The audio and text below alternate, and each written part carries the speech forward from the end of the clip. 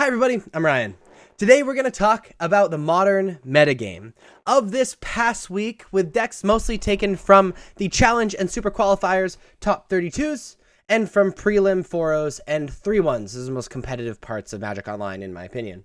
So please understand when we look at this metagame, it is technically a winner's metagame. It's not really comprehensive of the overall metagame, but it being a winner's metagame, it's what decks like people are copying, what decks people are doing. It's a pretty good representation of the decks that you will be playing against on Magic Online and at your local tournaments. So let's jump into it with the metagame for Modern. At the very top, and to nobody's surprise, especially after the previous Pro Tour, is sitting Red-Black Scam, also known as Red-Black Evoke or Red-Black Midrange if you're looking at Goldfish, which is kind of weird.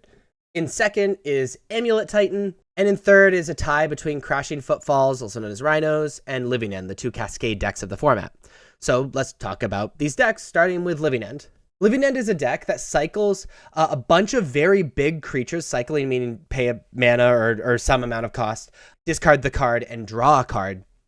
And they fill their graveyard very quickly in that way and dig through their deck very quickly with like big creatures. And then they cast a cascading spell, one of the 3-mana cascade spells, either Shadowless Agent or Violent Outburst. The only card in their deck that costs less than 3 is Living End. Living End says they exile cards in their graveyard. Players sacrifice their creatures, and then those exiled cards in the graveyard go onto the battlefield. As early as turn 3, they can put 10 or more power onto the battlefield and be able to put on a very quick clock very quickly. The Crashing Footfalls deck, the Rhinos deck, is the other Cascade deck of the format, where they play a teamer mid-range to maybe even teamer control, it slants sometimes deck, where everything in the deck costs 3 or more, besides Crashing Footfalls. Crashing Footfalls is a suspend card, similar to Living End, that when it's cast, you get 2 4/4 Rhinos with Trample. And so within the confines of this pretty reasonable mid-range deck, they're able to put 2 4/4s into play as early as turn 3. And put on a nasty clock while backing it up with mid-range and control cards. Amulet Titan is a cool combo deck in Modern, where what they do is they play a bunch of the bounce lands, the enters tapped 2-mana bounce lands, alongside Amulet of Vigor. Amulet of Vigor says when a permanent enters tapped, you untap it.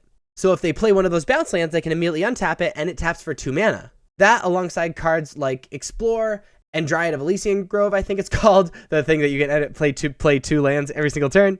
They're able to play a Primeval Titan very early in the game, and then when they grab lands from that Primeval Titan, they can grab more lands that enter tapped, which actually untap with Amulet of Vigor. Very often this Slayer Stronghold, which gives Primeval Titan haste, which means they attack, can grab more lands that enter tapped that immediately untap with Amulet of Vigor. Very often this is the land that gives Double Strike, I forgot what it's called right now, and then go very quickly with that combo. And then Red-Black Scam, also known as Red-Black Evoke, is trying to scam you out of the game. It's trying to play the turn 1 Ragavan into turn 2 Blood Moon, play Blood Moon at all. The best hands are pitching Grief, Thoughtseizing you with the Grief trigger, Undie Grief with one of the many 1 black Undying effects. It comes back, Thoughtseize you again, take your 2 best cards, and now have a 4/3 with Menace. They can also do the same thing with Fury, except it's just a 4/4 Double Striker. It doesn't actually like take things from your opponent's hand. And if you answer their scam, then you win. If you don't answer their scam, then they win.